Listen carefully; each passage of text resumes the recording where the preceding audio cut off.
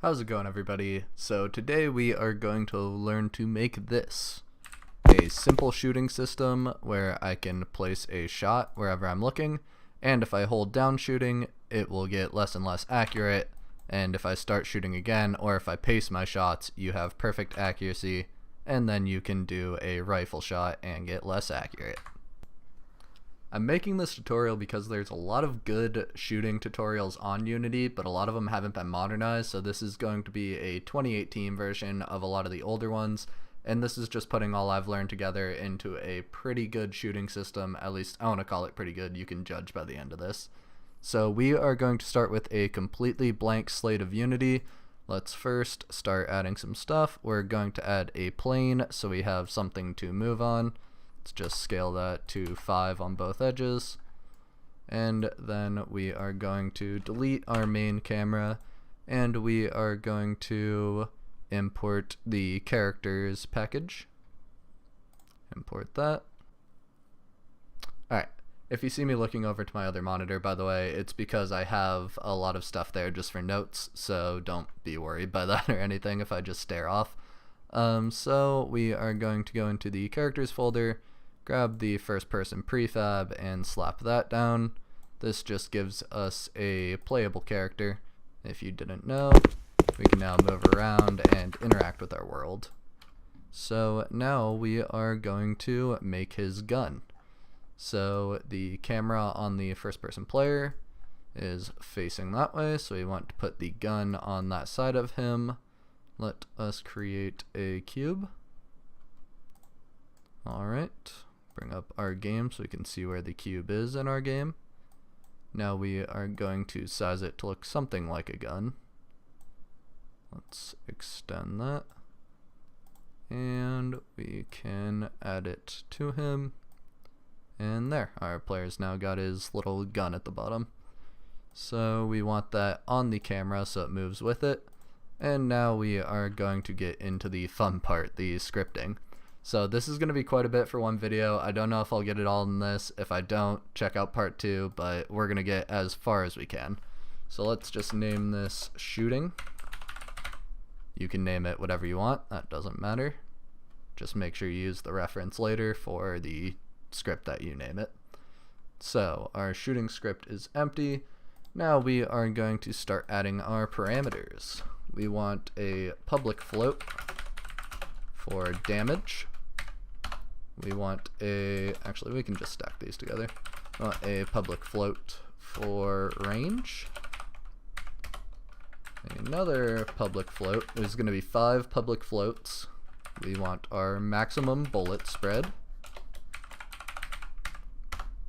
We want another float for the time it takes to get to max spread. Just call that time to max spread. And we want our fire rate, which will be called fire delay. Alright, so that is all the floats we're going to do to start. We might add a few more later, but that's the big portion of everything. Now we're going to need a private bool. A bool is just a true or false. A float is a number that doesn't have to be an integer, by the way, if you didn't know that. We're going to call this ready to fire, and we're going to set it to true to start. We need a public transform for our shoot point, which is where our bullets will be coming out of. Oops, not shot point. Alright. We need another float for our fire time. That'll be explained later. We need a game object for our impact. We'll call that bullet impact. We need a, we'll skip an audio clip for now. I have that in my finished code, but we don't need that.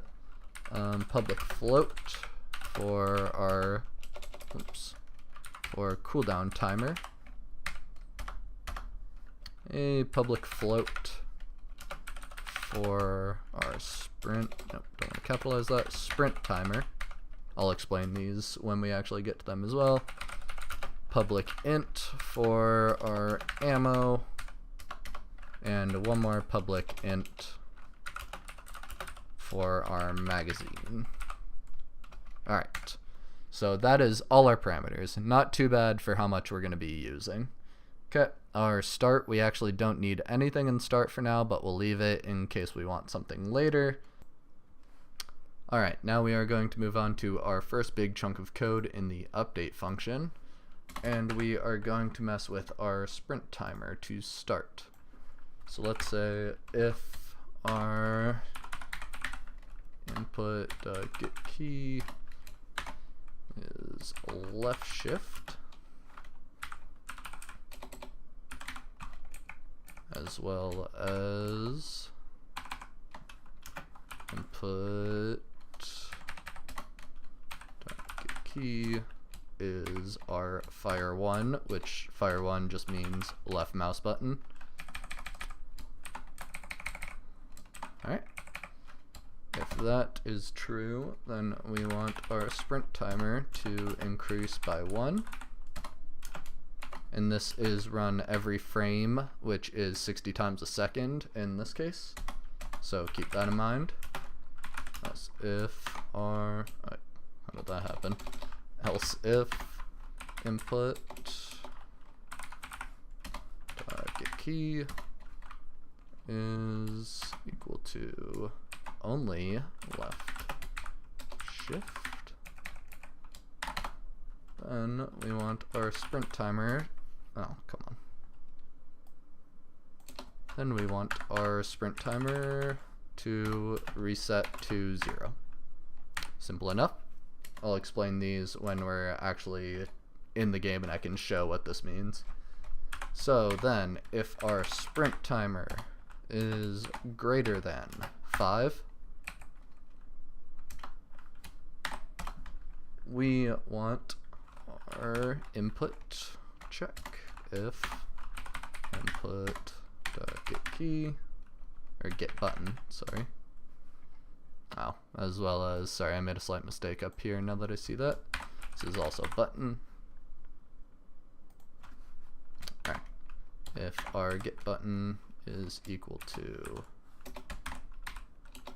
fire 1, then we want to do our fire time. Fire time will be plus equal to our delta time, which is just increasing this as well. Then we want to make or check if our cooldown timer is going to be greater than 30. This will make a difference later as well. And if it is, we're setting our fire time to 0.0. Could just be 0, but whatever. Alright. If we are ready to fire and our magazine has more than 0 ammo in it, then we are ready to shoot. And we are going to make the shoot function in a bit. Let's leave this here for now. We'll run our shoot function. We will subtract a bullet from our magazine, and we will make our cooldown timer equal to 0 once more. Okay, so we need to add a quick else here, otherwise we're going to have problems. Cooldown timer is going to go up by 1 if we are not allowed to shoot. Okay. So now we're going to move on to our shoot function. This is everything we're going to need here. Essentially, this is saying, I like to add this whole sprint timer thing. It's just something a little different I put on a lot of the shooting systems. I don't think you should have the perfect accuracy problems in, or you should have perfect accuracy when you're sprinting, is what a lot of people do with their shooting system. I like to make it where if you press that sprint, your whole perfect accuracy is going to go back to 0, and that's what this is counting for. But we need to hit a certain threshold for our perfect accuracy shot, and I'll show you that in a bit as well. Alright, now we have to create the actual shoot function. So let's make a void shoot. Actually, we're going to capitalize that since it's good grammar for coding. And let's create our function. So we're going to start with a raycast, and we're going to call it hit, something nice and simple. Now we are going to make a vector3 fire direction, and that is just simply going to be our transform.forward, so it's just going to go straight. Simple enough. Now we are going to make a quaternion fire rotation. Whoops. I can't spell sometimes when I'm trying to think. Equals quaternion dot look rotation, and we are going to use our new fire direction. Alright, then we need one more quaternion. This is going to be random rotation, and this is simply going to be a random dot rotation call. So literally a random rotation. Alright. Then we need a float. We want our current spread so we can know what we're shooting at. This is going to be a mathf dot lerp. Still don't get this very much, but the Unity engine likes these as well, so we just stick with what Unity likes to use. We're going to use 0 and max bullet spread. And then our third one is going to be fire time divided by time to max spread. Alright. So this is actually getting where the bullet's going to go. So with our components, this will mean our first shot is perfect since none of these have changed yet, and then as they change, it'll become less and less accurate. And now let's do fire rotation, our new variable. It's going to equal a quaternion dot rotate towards fire rotation random rotation random dot range, and our range is going to be 0 and our current spread, and that should make everything work correct. Now we're going to add if our raycast, so physics dot raycast. Okay, so if our raycast coming from shoot point dot transform dot position, so on our position we are going to check the fire rotation times a vector3 dot forward. Simple enough. We will read our output of hit, and we want to use our range. Okay, so now let's actually add what happens when we get a successful raycast. So if our raycast hits, we want to create a game object, and we will call this impact object. So if we have an impact we want to instantiate, which instantiate just means to create something, we want to create our bullet impact we set up earlier at our hit point. So that's just wherever our raycast hit, and we want its rotation to be our look rotation, and it is hit nope, normal, not point. Okay, so now let's close that off, and we're just going to put a debug to be safe, debugs just let you know when things are happening in your code. This will just tell me if everything's working when we actually shoot. So now a few final things and we are almost done. So we want to set our ready to fire equal to false, since we don't want to be able to shoot multiple times in the same frame.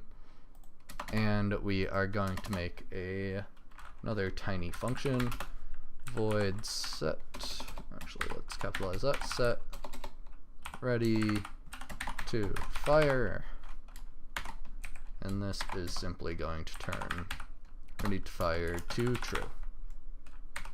Now how do we activate this? We're going to make an invoke function. So just invoke, we're going to invoke the one we just made, set ready to fire, and we are going to do it by the fire delay time. So I think that is everything that we need in this part 1. So let's check that out really quick. Let's make sure everything's actually working. Now as for tying these to objects, we're going to grab our cube, aka our gun, gonna slap our shooting script on there, and now we need to add a few things. So we never added a shoot point earlier, so let's do that now. Let's just create an empty object on our first person character, which is our camera, and we are going to pull that out in front a little bit, and we actually, that's already attached there, so we're good to go. And our cube, we are going to drag that new empty object. Let's just rename this to shoot point, make it easier on ourselves. So once we have our shoot point, we need our bullet impact, and we actually haven't made an impact yet. So let's create our bullet. Our bullet is going to be a cube. Let's make everything 0.1, a tiny little cube here. We are going to, actually let's leave that for a second.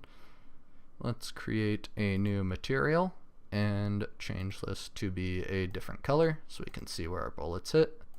Add that material to our cube, and now we have red bullets. We can drag that cube into our inspector and get rid of it. So now on our gun, let's add a bullet and change some numbers. Damage doesn't matter for now. Range will change to be really far just so it works. Max bullet spread, let's do 10.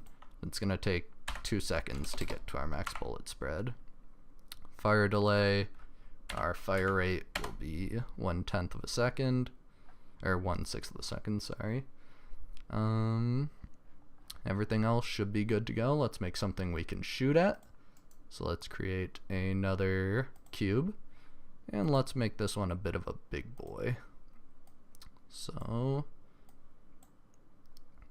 let's make it a little bigger, drag this over here, and let us finally test our stuff. Alright, and we have a problem. Fantastic. Alright, let me figure that out and I'll be back in 1 second. Super sorry guys, I missed a crucial part of the code. So first off, we need to set our ammo and our magazine. But let's go back into code, and we completely missed an else here. So this was doing nothing because it didn't have anything happening. If neither of these are true, we are supposed to also increase our sprint timer by 1. So let's just copy and paste that. Now let's try our code. And there we go. Alright, so now we have our gun shooting. If I just look straight and keep firing, it'll shoot straight every time. If I hold down our fire button, we start to lose accuracy. And let's make the magazine a little bigger so I can show that even better. Let's also make our spread larger. And now we are going to shoot straight, hold it down, and we start getting very inaccurate as we hold that clip down. So everything's working well, it seems. Let's give it one more try, and let's shoot a few bursts, and that is perfect. Okay, so now we have everything working. Our early shooting system is done, and we can expand on this in the next video.